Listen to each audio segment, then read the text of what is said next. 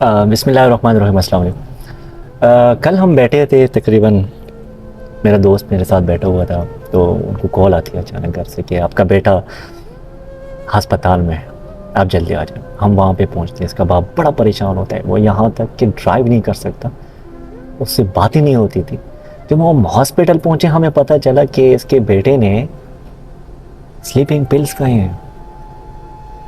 उनका पूरा वो वाश किया गया, बहरहाल उन पे केस बनता था क्यों इन्होंने, एक तो ये कि सुसाइड अटेम्प्ट किया था, दूसरी बात यह कि स्लीपिंग पिल्स कहाँ से है। असल में इसका बाप डिप्रेशन का मरीज़ है, वो टेबलेट्स खाते हैं, तो उसके बेटे ने टेबलेट्स ज़्यादा खा लिए थे और सुसाइड केस बनता था। तो इसके बाप को भी सज़ा होनी थी, लेकिन अल्लाह ने खैर की, बड़ी मेहनत की कि मरीज़ है, उनको डॉक्यूमेंट्स दिखाए कि ये टेबलेट्स तो खाते हैं, प्रेस्क्रिप्शन सारी दिखाई। अब मसला ये था कि जब मैंने पूछा कि आपने सुसाइड का रीज़न क्या है सुसाइड करने का, सारी चीज़ें अवेलेबल हैं, उनके पास शहाना ज़िंदगी इसका बेटा गुजार रहा है, तो ऐसा क्या हुआ कि उन्होंने सुसाइड अटेम्प्ट किया है। पता चला कि उसने एक लड़की की खातिर सुसाइड अटेम्प्ट किया है। मैं हैरान हो गया। इसके बाप ने मुझे कहा कि आप इसके साथ थोड़ा बात कर लें, इसके साथ थोड़ा काउंसलिंग कर लें। मैं नहीं कर सकता। वो बेचारा, मैंने उनकी आंखों में आंसू देखे थे ना, आप सोच भी नहीं सकते। तो जब का बेटा थोड़ा सा ठीक हो गया, मैं उससे बात करने लगा। मैंने कहा बेटा क्या आप, क्यों ऐसा क्या हुआ था कि आपने सुसाइड? कहते हैं मेरा अब्बू मेरी बात नहीं मान रहा। मैंने कहा ऐसी क्या बात है कि वो नहीं मानता? आपके पास शाना ज़िंदगी है, गाड़ी है, मोबाइल आपके पास है, पॉकेट मनी वो आपको दे रहे हैं। वो बेचारा तो उसकी दाढ़ी सफ़ेद हो गई काम करते करते, उनके पास अपना मोबाइल लेके, उनके पास अपना कुछ नहीं है, सारी चीज़ें आपको दी हुई हैं। तो ऐसा क्या हुआ कि आपने फिर भी इनकी मोहब्बत को ठुकरा के?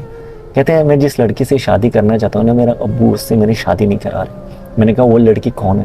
कहते मेरे साथ कॉलेज में पढ़ती है। मैंने अब्बू से बात की और मेरा अब्बू कहते हैं कि नहीं, मैं आपकी शादी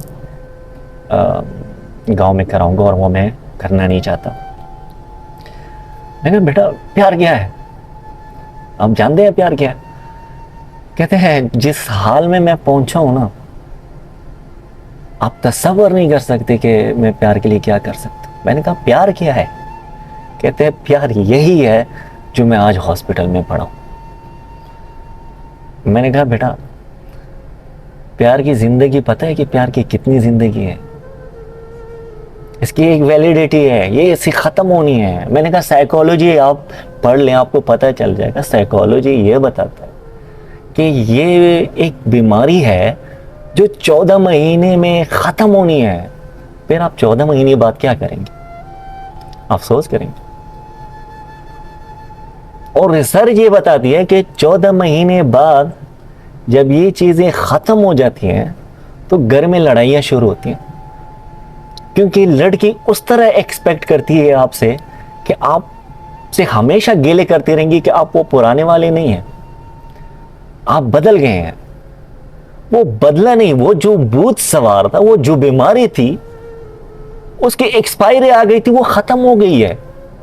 अब उसकी हकीकी आंखें खुल गई है, अब वो असल जिंदगी गुजार रहा होता है, क्योंकि उनका जो जिद होता है ना वो मिल जाती है उसे। वो आगे हासिल करने के लिए कुछ नहीं होता इनके पास। फिर लड़ाई झगड़े, आप चेंज हो गए हैं, आप उस तरह है नहीं। तो फिर रिसर्च ये बताते हैं कि तकरीबन 90% लोगों की डाइवोर्स होती है, और जो रहते हैं 10% वो कॉम्प्रोमाइज़ करते हैं।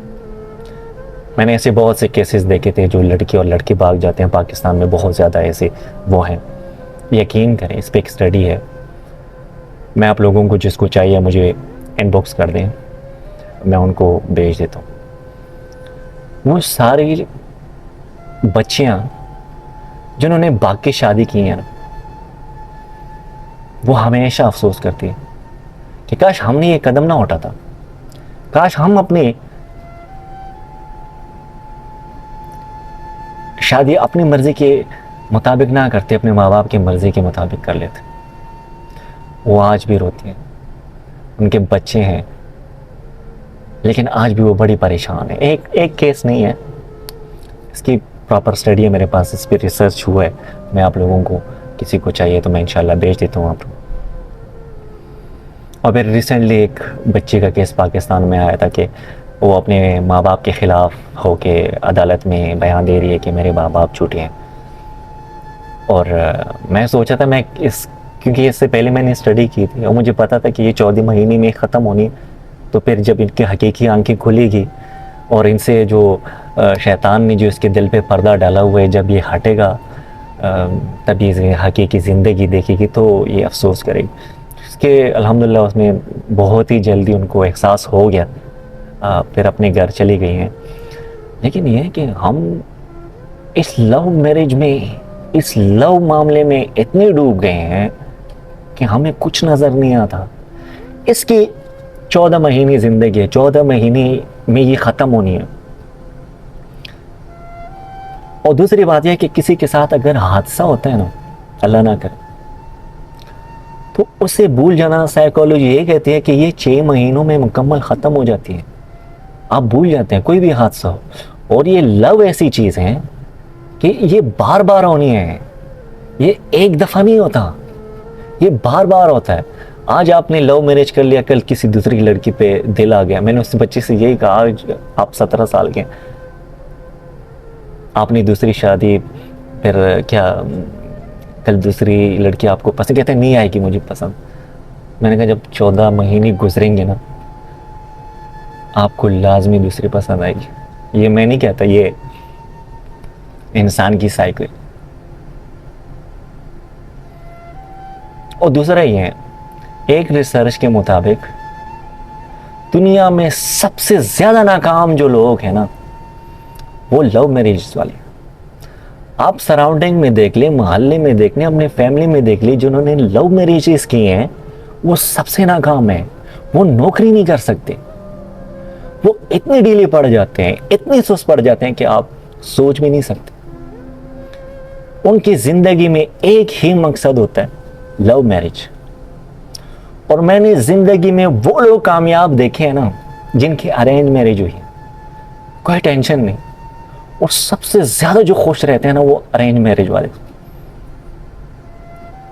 जिनकी अरेंज मैरिज होती है वो सबसे ज्यादा खुश होते हैं। और ये रिसर्च में, इन पे रिसर्च हुए हैं कि सबसे ज्यादा जो कामयाब शादी हैं वो अरेंज मैरिजेस हैं, क्योंकि वो बहुत मुश्किल से टूटती हैं, अंडरस्टैंडिंग भी बन जाती हैं।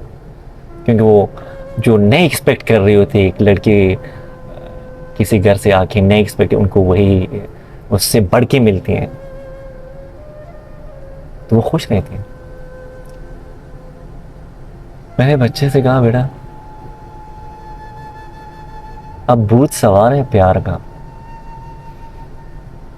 ये खत्म हो गया ना तो सोच करोगे। मैंने कहा मोहब्बत की मिसाल मैं क्या दूं, मेरे अल्लाह ने ऑलरेडी मोहब्बत के मिसालें दिए हैं। और अल्लाह फरमाते हैं कि मैं अपने बंदे से 70 माह से ज़्यादा मोहब्बत करता हूँ। मैंने कहा मोहब्बत का नाम सुन के माँ याद आती कि हकीकी मोहब्बत तो यही है कि अल्लाह मिसालें दे रहा है कि मैं 70 माह से ज़्यादा मोहब्बत करता हूँ। हमें तो माँओं की मोहब्बत का पता नहीं है कि कहीं माँ भी मोहब्बत करती होगी। और क्योंकि जब आप खुद बाप बनेंगे आपको तब पता चलेगा, जब कोई बच्ची माँ बनेगी तब पता चलेगा, तब उनको अल्लाह की वो मिसाल भी याद आएंगे, 70 माह से ज़्यादा मोहब्बत करना। अल्लाह मोहब्बत की मिसालें देता है माँ की। तो जो हकीकी मोहब्बत है, आप उनको टुकरा के 2 दिन उसको रुसवा करके लोगों के सामने आप, मतलब वो इतनी बेइज्जत हो जाते हैं। ये केस मैंने पाकिस्तान में कई देखे हैं, बहुत से लोगों ने छुपा के रखे हुए। लेकिन हम लोगों को ना सोच समझ के कदम उठाना चाहिए। किसी को अगर इस तरह की रिसर्च चाहिए, कोई भी अगर इस तरह की बीमारी में मुब्तला है, तो आप मुझसे रब्ता कर सकते हैं भाइयों की तरह। मैं आप लोगों को असिस्ट करूँगा।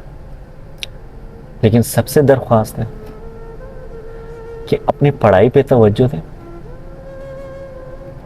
उस मोहब्बत पे तवज्जो दें जो अल्लाह मिसालें दे रहे हैं। माँ, सारी जिंदगी आप माओं को देखें ना, सारी माएँ शुगर की मरीज, ब्लड प्रेशर की मरीज, यानी सारी बीमारी उनको लग जाती है। और हम हर माँ को देखें वो डिप्रेशन मरीज होती है। वो किस वजह से? क्योंकि सबसे ज़्यादा उनको अपने बच्चे की फिक्र होती है, अपनी बच्ची की फिक्र होती है। वो फिक्र लेके बीमार पड़ जाती है। अगर बेटा अगर मोहब्बत करनी है ना,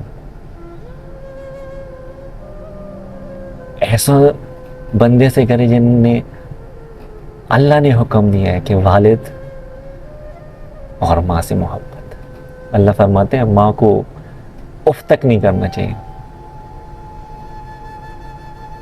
कुरान में फरमाते हैं अल्लाह कि माँ को उफ तक, हम फिर उस माँ को इतना जलील करते हैं, इतना जलील करते हैं। मैं एक वीडियो देख रहा था कि बच्चों ने अपनी माँ को घर से निकाला था और वो बच्ची वो माँ रो रही है कि वो वीडियो में मेरे पास है, मैं अगर आप लोगों को चाहिए मैं भेज देता हूँ।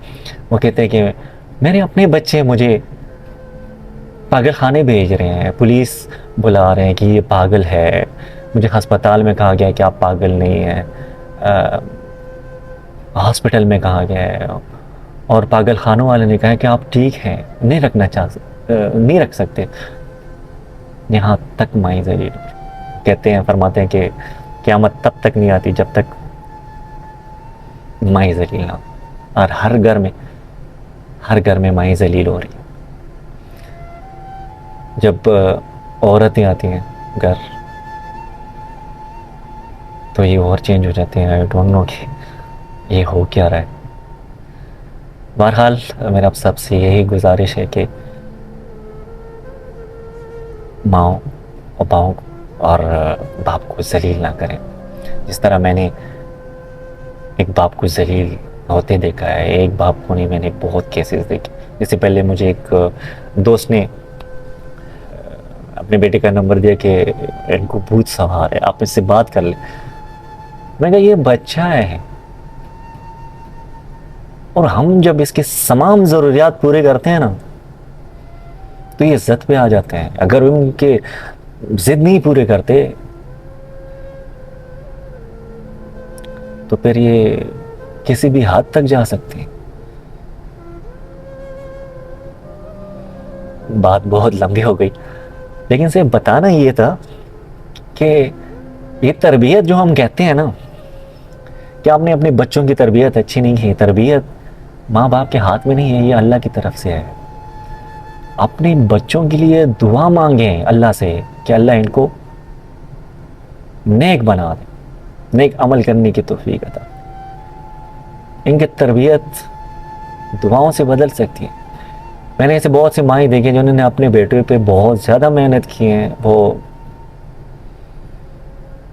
नाफरमान निकले। अल्लाह से मांगे। मेरी अम्मी स्पेशली मेरे लिए नफल पढ़ रही है कि अल्लाह इनके लिए इनको हिदायत दें। मेरी माँ, मैंने एक दफ़ा अपनी माँ से पूछा, अम्मी आप सबसे ज़्यादा मेरे लिए कौन सी दुआ मांगती हैं? तो कहती है बेटा मैं अल्लाह से दुआ मांगती हूँ ना कि अल्लाह बस मेरे बेटे से राज़ी हो, मेरे बेटे से खफा मत होना। जब अल्लाह आपसे खफा नहीं होगा ना तो आपकी सारी ज़िंदगी अच्छी गुजरेगी। बात बहुत लंबी हो गई, खुश व आबाद रहें। किसी को अगर इस तरह के मसाइल हैं तो अपने बच्चों को बिठा के समझाएं। ये समझने वाले तो नहीं होंगे, अल्लाह से दुआ कर समझ जाएंगे। लेकिन ज़िद और इनको कभी ना, इनके साथ कभी ज़िद ना करना, अच्छी तरह रहना है। एक तो ये कि हम अपने बच्चों के साथ दोस्ती कर लेते हैं ना, ये भी बच्चों को ख़राब कर देते हैं। शफ़क़त अलग चीज़ है। फ्रेंडशिप में किसी बुक ने नहीं कहा कि आप अपने बच्चों के साथ, मैंने बहुत से आप अपने बच्चों के साथ फ्रेंड्स की तरह रहें। फ्रेंड्स की तरह नहीं बोला, मोहब्बत का बोला है किस किताब में लिखा है कि आप अपने बच्चों के साथ फ्रेंडशिप कर लें, फ्रेंड्स की तरह रहें?